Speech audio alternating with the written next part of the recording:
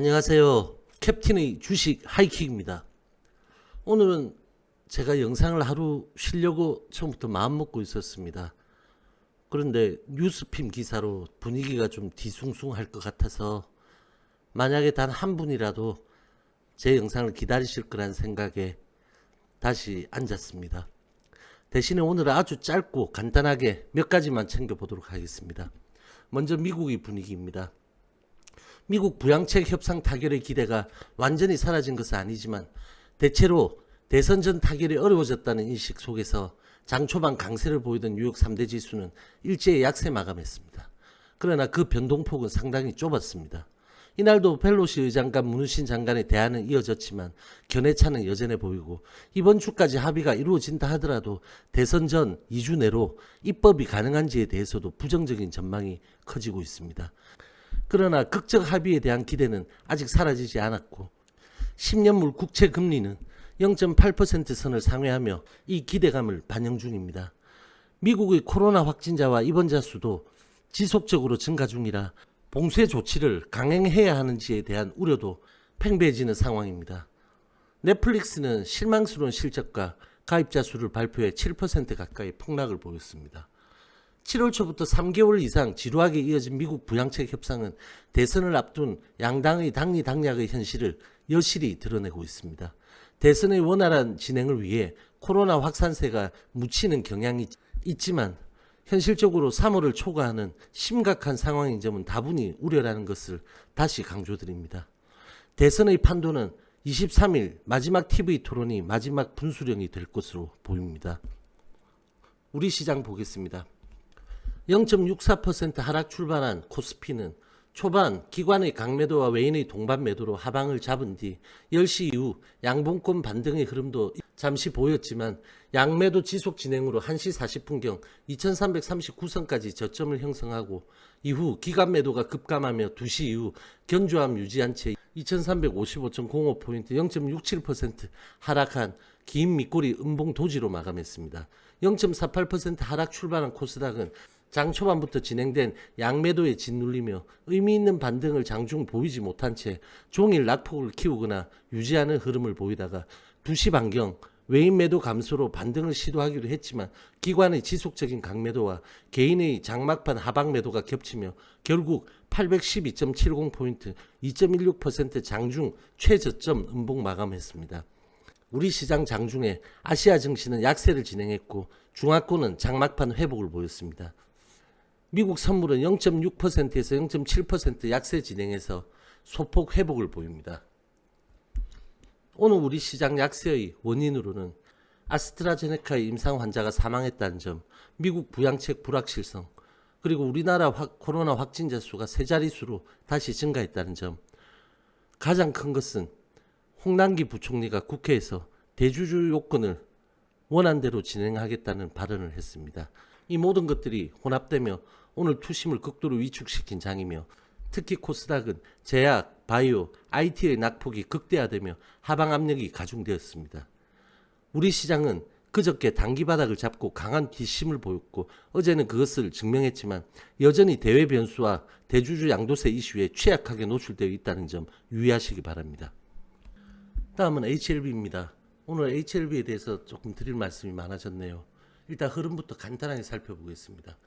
LB는 0.3% 상승 출발했습니다. 그리고 장 초반부터 약세장에 연동하며 낙폭을 확대했습니다.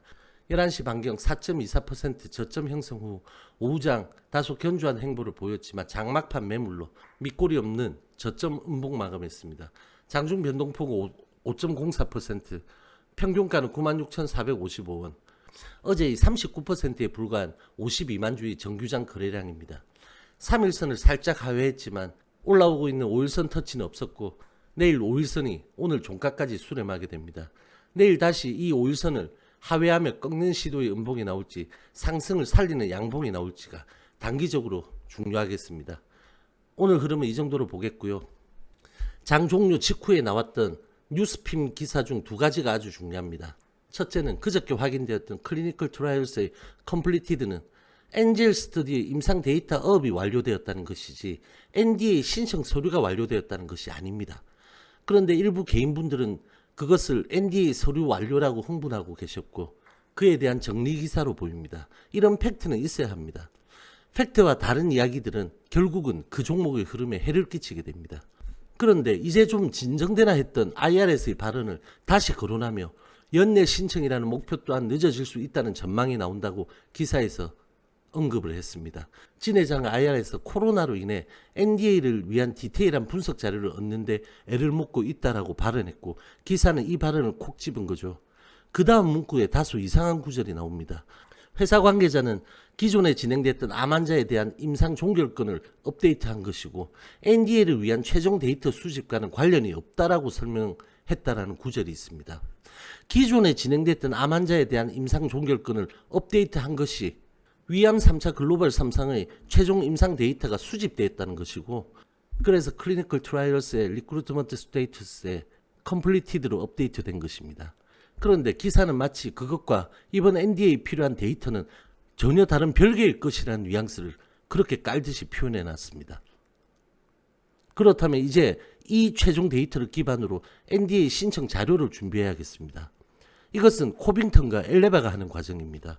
여기서 관건은 최종 데이터가 안 나왔다고 작년 10월 프리 NDA 미팅 이후 지금까지 아무 준비도 안 하고 손 놓고 있었다가 이제 시작하느냐, 아니면 대부분의 준비를 다 해놓고 최종 데이터를 필요한 블랭크란에 기입해서 완성하느냐, 둘 중에 어떤 것이냐의 문제입니다. 올해 초부터 지속적으로 코로나를 핑계로 최종 데이터 수집이 지연된다고 해왔지만 이제 그 최종 데이터 지연의 핑계는 사라진 것입니다.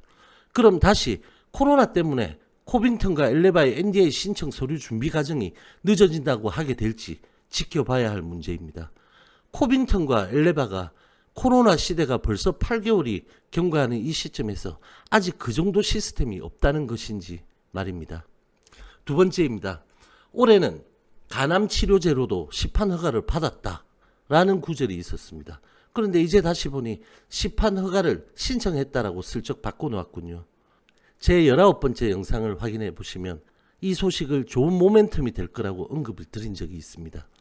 올해 3월 9일에 신청한 요청건이고 행루이의 아파티닙 단독 간암 2차 치료제로서의 시판 승인 신청입니다. 이미 캄렐리 주맙 단독으로 간암 2차로 중국 시판 승인을 올해 3월 받아놓은 상태이고 행루이는 말입니다. 여기서 아파티닙, 리보세라닙이죠. 리보마저도 간암 2차 승인을 받게 된다면 위암보다 시장 규모가 커 상당한 상징성이 있고 내년부터 로얄티를 받게 되는 LB로서는 로얄티 수익의 확대, 또 중국 내에서는 캄렐리 주막과 리보세라닙이 간암 2차에서는 같은 회사의 경쟁 약품이 되겠지만 이미 두 약품은 간암 1차 치료제로 글로벌 3상 병용 임상을 진행하고 있는 상태입니다.